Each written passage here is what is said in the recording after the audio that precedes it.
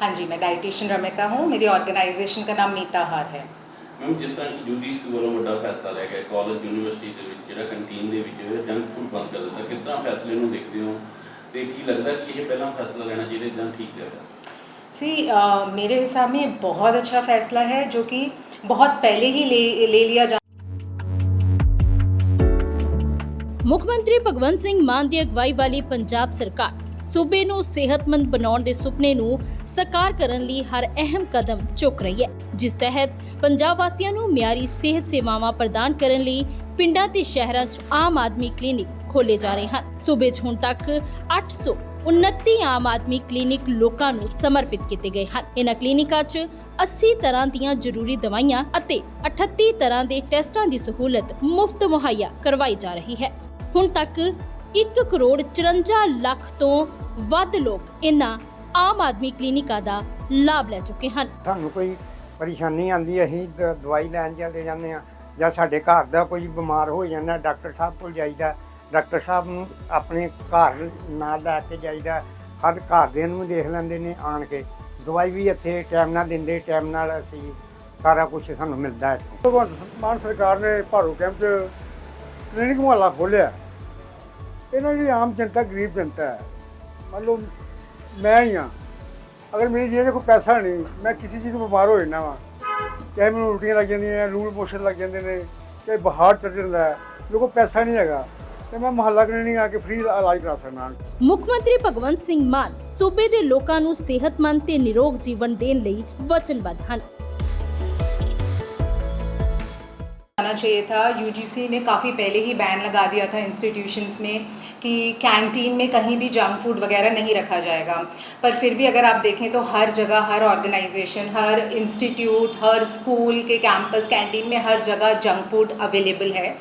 और अगर आप देखें तो आजकल के बच्चे more than home cooked meals junk food prefer कर रहे हैं, क्योंकि इनका एडिक्शन ही बहुत ज़्यादा है।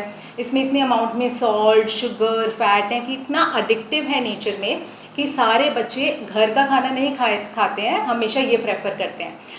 पर मेरे हिसाब में प्रॉब्लम ये भी है कि उनको हेल्दी फूड का एक्सेस नहीं है बहुत ज़्यादा।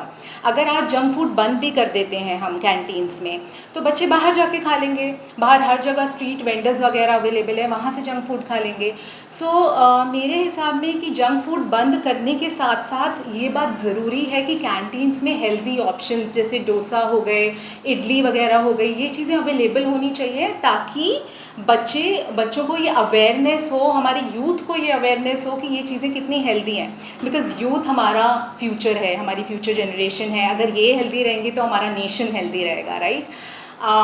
और ये सिर्फ ऑर्गेनाइजेशंस की या कमेटीज़ की रिस्पॉन्सिबिलिटी नहीं है, हम मदर्स की भी उतनी ही रिस्पॉन्सिबिलिटी है कि हम अपने बच्चों में वो अवेयरनेस क्रिएट करें।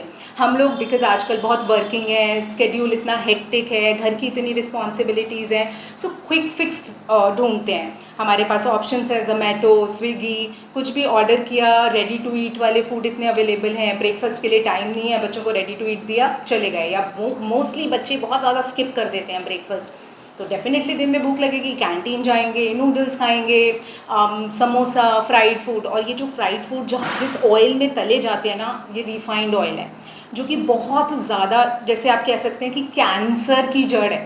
और तभी देखा जा रहा है आज की डेट में जितना कैंसर जितनी तेज़ी से फैल रहा है, क्या कभी था पहले? कभी भी नहीं था। हमारे पेरेंट्स की एज में अगर आप जाके देखें, वो आज भी बहुत एक्टिव है हमारे कंपैरिजन में, कंपेयर टू आजकल के बच्चे जिनकी फ़िज़िकल एक्टिविटी ज़ीरो, उनका कॉन्सेंट्रेशन ज़ीरो, बिकॉज़ उनकी डाइट ही अच्छी नहीं है।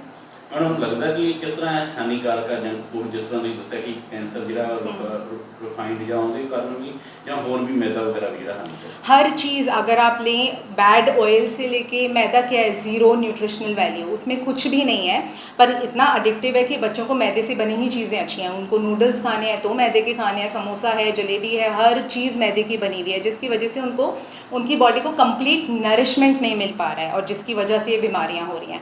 प्लस हर चीज़ अडल्ट्रेटेड है, हर चीज़ में इतना मिक्सिंग की हुई है। आप दूध ले लें, पनीर ले लें, तो कुछ भी तो हेल्दी नहीं है। सो डेफिनेटली ये बीमारियों का घर ही तो बन रहे हैं हमारी शरीर।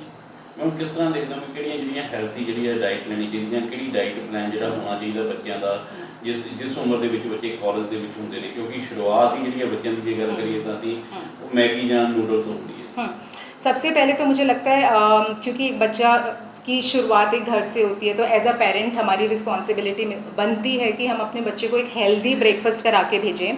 हेल्दी ब्रेकफास्ट में जैसे बेसिक जो हम खाते हैं, पोहा, उपमा, इडली, डोसा, चीला, इस तरह के, या स्टफ़ पराठा हो गया, इस तरह से अगर हम सुबह ही एक हेल्दी ब्रेकफास्ट करके निकलेंगे तो हमारी एनर्जी लेवल्स भी बेटर रहेंगे, हमारा कंसंट्रेशन भी अच्छा रहेगा। अब जैसे मॉनसून है तो कितने बच्चे बीमार भी पड़ रहे हैं, तो इम्यून सिस्टम भी हमारा अच्छा रहेगा। तो उसके बाद जब वो कॉलेज जाते हैं, बच्चे स्कूल जाते हैं, अगर उनको हैबिट है हेल्दी खाना खाने की और वो अवेयरनेस है उनके अंदर, तो वो डेफिनेटली हेल्दी चॉइसेस ही ऑप्ट करेंगे। और as a committees, as a institutions, मुझे लगता है वहाँ उनकी रिस्पॉन्सिबिलिटी है कि कैंटीन्स वगैरह में हेल्दी ऑप्शंस थोड़े से अवेलेबल होने चाहिए बच्चों के लिए।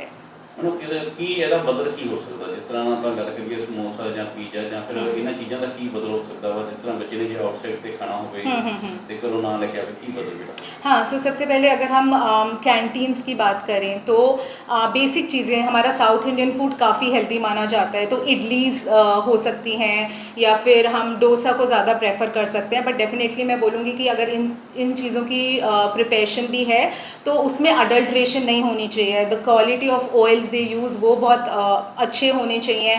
हम जो बार बार रीहीट करते हैं ऑयल को, जिससे हमारी बॉडी में काफ़ी फ्री रेडिकल्स, टॉक्सिन्स बिल्ड होते हैं, तो वो बहुत डैमेजिंग होते हैं हमारे सिस्टम के लिए।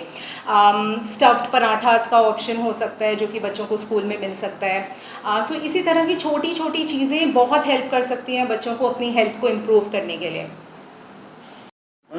ਕਿੱਦਾਂ ਦੇਖਦਾ ਵੀ ਜਿਹੜਾ ਸਰਕਾਰ ਨੂੰ ਵੀ ਇਹਦੇ ਉੱਪਰ ਜਿਹੜਾ ਕੋਈ ਐਕਸ਼ਨ ਲੈਣਾ ਚਾਹੀਦਾ, ਕਿਉਂਕਿ UGC ਵੱਲੋਂ ਦਾ ਜਿਹੜਾ ਵੱਡਾ ਐਕਸ਼ਨ ਲਿਆ ਗਿਆ ਵਾ, ਜਾਂ ਕਾਲਜ ਕੰਟੀਨਾਂ ਦੇ ਵਿੱਚ ਬੰਦ ਹੋ, ਜਿਸ ਤਰ੍ਹਾਂ ਤੁਸੀਂ ਕਿਹਾ ਵੀ ਸਟਰੀਟ ਫੂਡ ਜਾਂ ਬਾਹਰ ਜਦੋਂ ਵਿਕਦਾ ਤਾਂ ਉੱਥੇ ਬੱਚੇ ਖਾਣਗੇ, ਕਿਸ ਤਰ੍ਹਾਂ ਦਾ ਜਿਹੜਾ ਪ੍ਰਾਵਧਾਨ ਆ ਜਿਹੜਾ ਸਰਕਾਰ ਨੂੰ ਕਰਨਾ ਚਾਹੀਦਾ? मेरे हिसाब में सरकार का डेफिनेटली बहुत बड़ा रोल है उसमें। आज की डेट में हम देखें तो अगर आप वेस्टर्न कल्चर में जाके देखोगे तो वहाँ के लोग बहुत ज़्यादा इंपॉर्टेंस दे रहे हैं इंडियन फूड को। वहाँ पे मिलेट्स अवेलेबल हो रहे हैं, वहाँ पे हल्दी को फॉर इम्यूनिटी बिल्डिंग फूड के लिए बहुत प्रमोट किया जा रहा है। पर हम इंडिया में रह के इन चीज़ों को कहीं ना कहीं भूलते जा रहे हैं। उसका रीज़न बहुत बड़ा ये है कि वेस्टर्न प्रोडक्ट्स को इतना ज़्यादा यू कैन से कि इतना ज़्यादा पीछे से बैक है कि वो चीज़ें कहीं ना कहीं हमारी इंडियन चीज़ों को साइडलाइन करती जा रही हैं। तो उनके प्रमोशंस इतने हाई हैं, उनके पैसे उन पे इतने ज़्यादा लगे हुए हैं। सो अगर हमारी गवर्नमेंट थोड़े से एफर्ट्स लेंगे कि हमारे इंडियन प्रोडक्ट्स को ज़्यादा प्रमोट करें, और बहुत सारे आज इतनी अवेयरनेस है कि बहुत स्मॉल स्केल इंडस्ट्रीज़ बहुत हेल्दी चीज़ें भी बना रही हैं, जैसे कि मिलेट नूडल्स आज के डेट में आने लग गए हैं, ओट्स की बनी चीज़ें आने लग गई हैं। सो चीज़ें अवेलेबल हैं पर उनका प्रमोशन इतना कम है कि बहुत लोगों को पता नहीं चल पा रहा है। सो मुझे लगता है कि गवर्नमेंट को इन चीज़ों को ज़्यादा ये अवेयरनेस क्रिएट करनी चाहिए पॉपुलेशन में, ताकि ज़्यादा से ज़्यादा बच्चे और उनके पेरेंट्स को ये अवेयरनेस हो कि ये चीज़ें खरीदनी हैं। हाँ, जब भी हम हेल्थ की बात करते हैं तो बहुत सारे पैरामीटर्स हैं जिनको फोकस में रखना चाहिए हमारे पूरे लाइफस्टाइल को, और वो बनते हैं हमारे डाइट से, हमारे पूरे लाइफस्टाइल से कि हम कितनी देर सोते हैं दिन में, क्या हमारी फ़िज़िकल एक्टिविटी रहती है। सो अगर हम इन चीज़ों पे इकट्ठे फोकस करेंगे तो कोई भी पर्सन ओबेसिटी की तरफ नहीं जाएगा, वो हेल्थ मेंटेन कर सकता है अपनी बहुत अच्छे से घर बैठे बैठे। एंड ट्रस्ट मी, उसके लिए आपको कोई फैंसी चीज़ें करने की ज़रूरत नहीं है। घर में ही, आपकी किचन में ही वो सारी चीज़ें अवेलेबल हैं। मैं आपको थोड़े से एग्जांपल्स बताती हूँ जो आप घर पे करके अपना वेट मैनेज भी बहुत आराम से कर सकते हैं।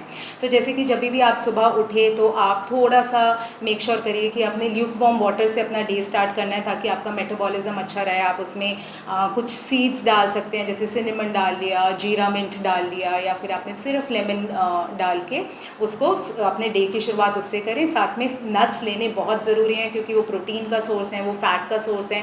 सो पूरे दिन के शुगर लेवल्स को वो आपके मेंटेन करके रखेगा। सो आप 5 to 6 आमंड्स ले सकते हैं, 1 to 2 वॉलनट्स ले सकते हैं, 3 to 4 ब्लैक रेजिन से। ये आपके दिन की शुरुआत की पहली चीज़ रहेगी। उसके बाद आता है आपका ब्रेकफास्ट घर में बनने वाली नॉर्मल चीज़ें जैसे पोहा, चीला, उपमा, स्टफ्ड पराठा, इसको लें। पर ऐसा नहीं कि एक बार में आप 3-3, 4-4 खा रहे हैं। सो 1 से 2 का लिमिट ले सकते हैं। अगर आप नॉन वेजिटेरियन हैं तो आप अपने एग्स वगैरह भी ले सकते हैं। कोशिश करें जो ब्रेड्स वगैरह हैं, क्योंकि वो प्रोसेस्ड हैं, उसका कम से कम उसको कंज्यूम करें। अगर रोटी के साथ लें, घर की बनी चीज़ों के साथ लें तो वो ज़्यादा बेटर है।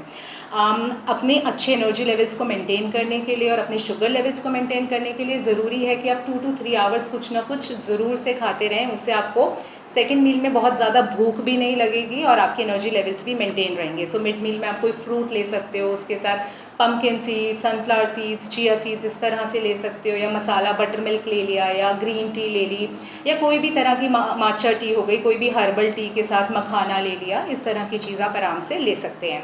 अब बात आई लंच की। लंच में अगेन घर में बनने वाली रोटी, चावल, दाल, सब्ज़ी, रायता जो भी बनता है आप उसको आराम से लें। शाम के टाइम पे अगेन एक मिड मील लेना प्रेफर करें, वो छोटी होनी चाहिए पर आपके एनर्जी लेवल्स को मेंटेन करके रखेगी, क्योंकि शाम आते आते काफ़ी डिप चली जाती है एनर्जी। सो उसके लिए आपको क्या करना है, आप अगर चाय लेते हैं, दूध लेते हैं, सो उसके साथ मखाना ले लिया, पफ्ड राइस ले लिया, रोस्टेड चना ले लिया, खाखरा ले लिया, कोकोनट वाटर ले लिया, इस तरह की चीज़ें आप शाम के टाइम ले सकते हैं। डिनर को थोड़ा लाइट और जल्दी लेने की कोशिश करें, बिकॉज़ रात का गैप जो फास्टिंग आवर्स होते हैं वो अच्छे होने चाहिए, उससे बॉडी हमारी रिकवरी फेज़ में जाती है। सो डिनर को थोड़ा हल्का रखिए, थोड़ा प्रोटीन रिच रखिए। आप पनीर टिक्का ले सकते हैं, अगेन कोई चीला ले सकते हैं, दलिया ले सकते हैं, चुलई ले सकते हैं जो एमरैंथ बहुत अच्छा प्रोटीन रिच ग्रेन है जो कि आप अपने डाइट में इंक्लूड कर सकते हैं, खिचड़ी ले सकते हैं। सो थोड़ा सा लाइट पर डेफिनेटली ईजिली डाइजेस्टेबल, जो कि आपके एनर्जी लेवल्स को मेंटेन करेगा, आपको सटाइटी देगा, आपके ब्लड शुगर लेवल मेंटेन करेगा और आपका वेट भी कभी नहीं बढ़ने देगा। देश दुनिया की हर खबर सबसे पहले देखने के लिए फॉलो करें Dainik Savera TV, YouTube, Facebook, Instagram, X और व्हाट्सएप चैनल पर।